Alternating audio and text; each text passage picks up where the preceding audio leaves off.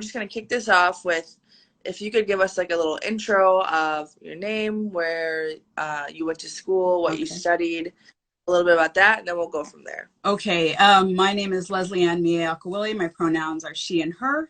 Um, the joke has always been, where have I not gone to school? So I'll talk a little bit about all the different schools I've been to and maybe a little bit in between, and you can ask me a little bit more about that. So I graduated from Smith College.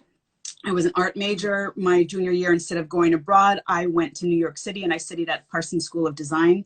Went back and finished at Smith and came back to Los Angeles, where I'm from. Um, when I came back to LA, I already knew it was in '93, so kind of recession was slowly, so everything was starting to pick up again.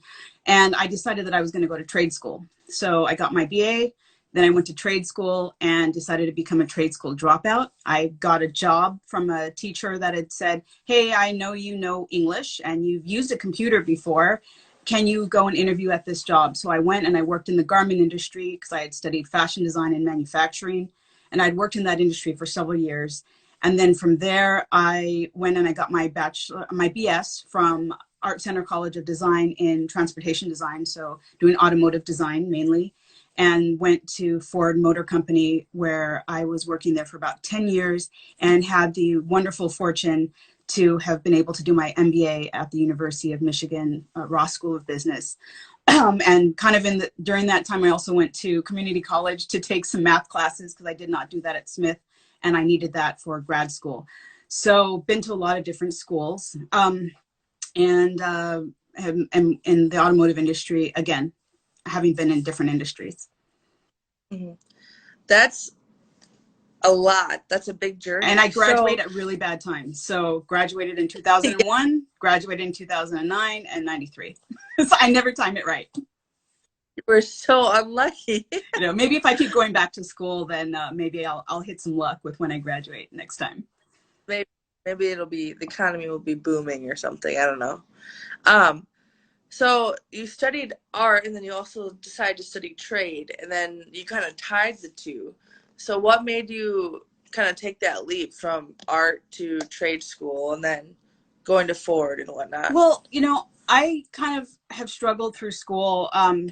I don't test very well. I don't always do well when it comes to things that are sort of standardized, but I know that I'm more of a kinesthetic learner and I know what I enjoy because I was fortunate to have parents that always said, hey, if you want to learn to draw, let's give you some art classes.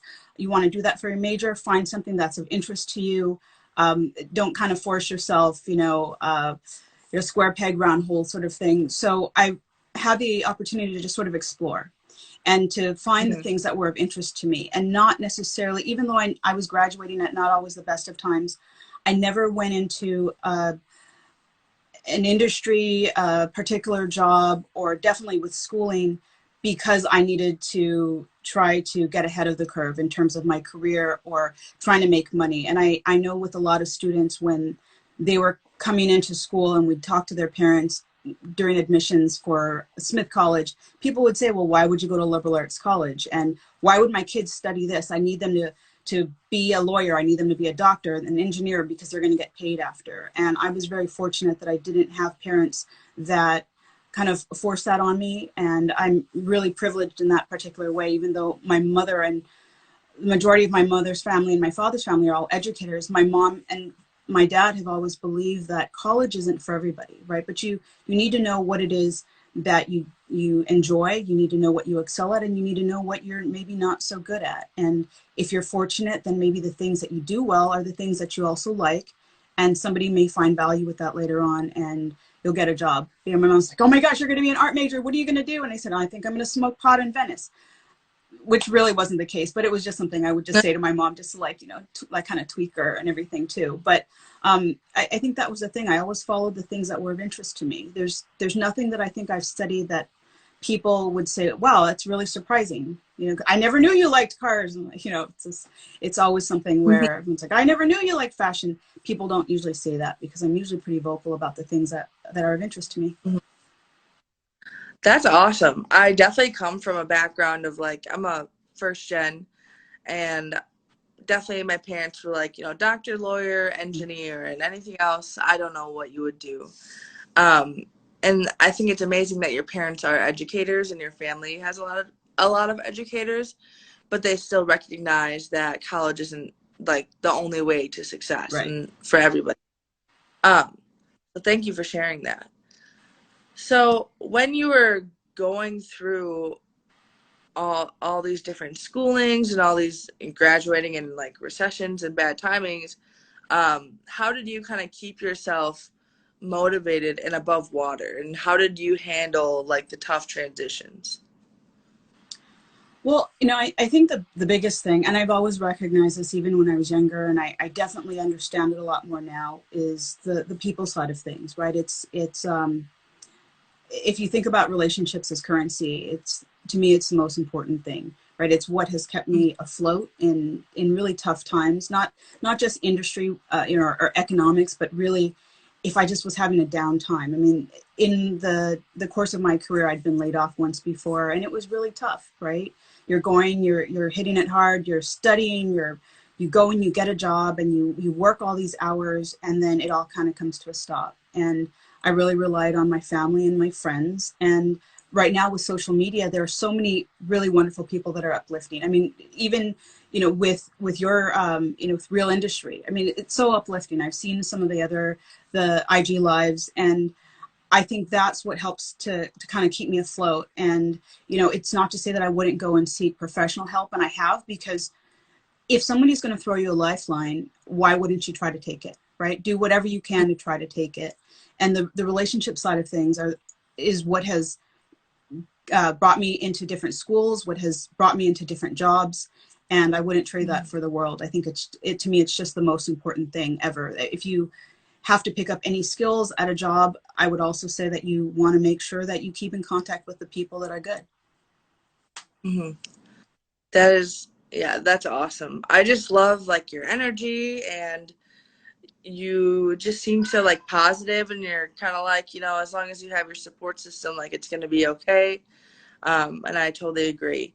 So I'm, I think it's so cool that you like graduated all these different times and tried all these different things, and you're like, heck yeah, like what's next? Exactly. Um, so thank you.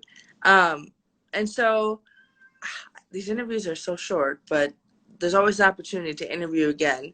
Um, but I wanted to ask, what is like a piece of advice or a lesson that you would love to give maybe yourself when you were first graduating in 93, or that you would want to give to people today who are going through this pandemic, maybe the college grads today, um, something of that sort? I would definitely say that I would be kinder to myself. I'd give myself more leeway. I would, and this has come up when I've spoken with other people too, that I would try to make myself speak of myself and treat myself in the way that my best friends would treat me.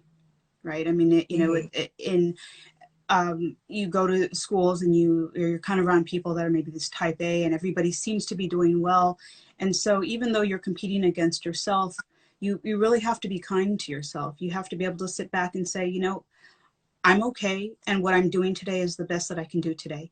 And it's a really Mm-hmm. difficult thing to do when you're trying to find a job. It's a difficult thing to do when it's such a competitive environment, in either in the economy or just with relationships and everything else too.